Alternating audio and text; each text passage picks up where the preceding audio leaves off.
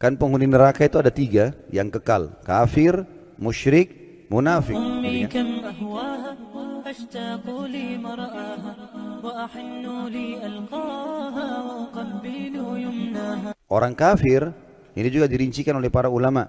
Ada kafir secara global seperti ateis sama komunis yang yakin tidak ada Tuhan, itu namanya kafir secara mutlak, sudah global dia.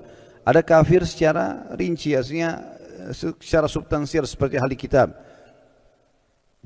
Yahudi Nasrani, mereka yakin kepada Allah tapi masih ada risalah Nabi yang ditolak, Nabi Muhammad SAW. Maka dikatakan juga mereka kafir. Kalau musyrik, bedanya sama kafir ini, orang musyrik yakin Allah. Bahkan bisa saja dia orang muslim, pengikut Nabi Muhammad SAW. Tapi musyrik artinya mempartnerkan Allah dengan manusia. Ya seperti kasus tadi, dia misalnya datang ke kuburan atau patung atau jimat, dan dia yakin ini adalah perantara dengan Allah, atau ini bisa memberikan kekuatan seperti kekuatan yang Allah kasih. Ya. Maka ini bisa syirik. Ini berbahaya sekali. Ya. Dan yang terakhir adalah orang munafik. Dan munafik adalah orang pura-pura masuk Islam tentunya, yang memperlihatkan Islam. Tapi musyrik ini jadi saksi bahasan kita. Banyak orang tidak sadar masalah itu. Pernah saya kasih contoh, banyak orang di Indonesia misalnya mengatakan iyyaka na'budu wa iyyaka nasta'in, hanya kepadamu kami menyembah, hanya kepadamu kami minta tolong. Habis sholat pergi kuburan sebelah masjidnya, minta-minta sama kuburan tersebut. Baik, mana komitmen kita? Mana komitmen kita? Dan sudah pernah saya ingatkan juga, waktu Nabi Muhammad SAW meninggal, karena semua nabi-nabi itu dikubur di mana mereka meninggal, maka dikuburlah di kamarnya Aisyah radhiyallahu anha. Dan Aisyah masih hidup 30 tahun sekian setelah Nabi SAW meninggal. Karena Aisyah masih hidup sampai di zaman Ali bin Abi Thalib. Ya.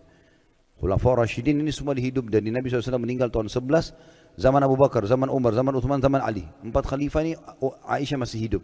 Tidak pernah ada satu riwayat pun Aisyah buka rumahnya baru bilang, ini kuburan Rasulullah, ambillah tanahnya, berdoalah di sini, minta tolonglah dengan ini. Tidak ada sama sekali. Kalau ada pasti dinukil kepada kita, dan pasti sahabat buat. Ini tidak ada sama sekali.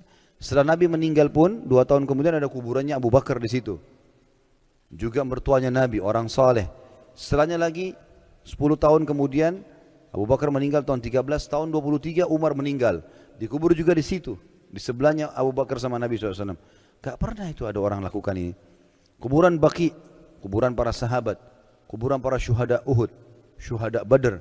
Gak pernah ada orang-orang yang dulu generasi salafus saleh mengambil-ambil tanahnya, menganggap itu berkah. Kira-kira siapa yang lebih soleh daripada para sahabat Nabi? Kadang-kadang kita di Indonesia hanya karena gelar kiai, gelar ustad, gelar apa, oh ini orang soleh, boleh diambil tanah kuburannya, dianggap berkah. Bahkan diperjualbelikan. Saya hari diundang di Kalimantan ceramah, kemudian pengurusnya sendiri menceritakan masalah itu. Kalau di sini ada orang, kuburan dianggap orang soleh, tanahnya hampir tiap hari didatangkan, diisi lagi, kemudian dijual 1 genggam 75.000, dianggap itu bisa memberikan berkah atau apa saja. Tanah itu. Jadi kadang-kadang ada orang subhanallah hanya untuk memikirkan mendapatkan duit, uang, materi dunia, dia enggak mau pusing orang syirik atau enggak. Ini kan enggak boleh, haram. Gitu kan? Enggak boleh. Nabi Muhammad SAW sudah ajarkan kita. Kepada Ibnu Abbas sepupunya sendiri, hai anak kecil, kalau kau minta tolong hanya minta kepada Allah. Kalau kau punya hajat hanya sampaikan kepada Allah. Ketahuilah, kalau satu kaum ingin menyusahkanmu, tidak akan tertimpa kecuali yang sudah Allah catatkan. Dan kalau mereka mau berikan manfaat kepadamu, tidak akan sampai kecuali Allah yang sudah Allah takdirkan. Jadi keputusan sudah sangat jelas berhubungan dengan masalah itu. Maka tidak boleh. Ya. Kalau sifatnya manusiawi, minta tolong diangkatkan barang, minta tolong diutangkan uang, minta tolong apa, ambilin makanan, semua masih manusiawi, nggak ada masalah. Tapi kalau sudah ya, kesembuhan, keturunan, ya, apalagi hak kausalitasnya Allah pencipta, nggak boleh sama sekali. Apalagi kalau minta-minta sama benda mati. Makanya para sahabat ridwanullahi alaihim pun kalau sendal mereka putus, mereka mengangkat tangan ke langit mengatakan, ya Allah sendal saya putus, gantikanlah. Ya, seperti itu.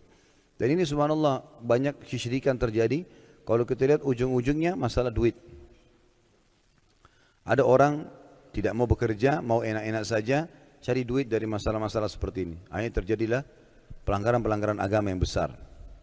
Ibnu Qayyim rahimahullah mengatakan, lanjutan bahasan kita, banyak kalangan salaf yang berkata,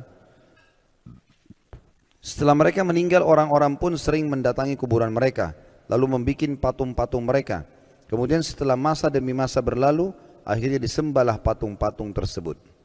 Ini maksudnya penjabaran daripada tafsir tadi Al-Quran itu, ayat sebelumnya yang sudah kita baca. Tadi kita sedang membahas tafsir surah Nuh ayat 23. Ya. Jadi awal-awalnya dibuat patung-patung, sampai akhirnya di kuburannya mulai dibuat patungnya, dengan alasan syaitan bisikan supaya tidak lupa mukanya. Ya. Lalu kemudian mulailah berjalan waktu, lama-lama orang jadi sembah. Ya, sembah itu berarti, sembah artinya kalau kita bilang iyyaka na'budu, hanya kepadamu kami menyembah. Sembah itu tunduk, patuh, cinta, ya. Itu semua makna-makna sembah. Jadi akhirnya berlebihan pada benda-benda mati seperti ini.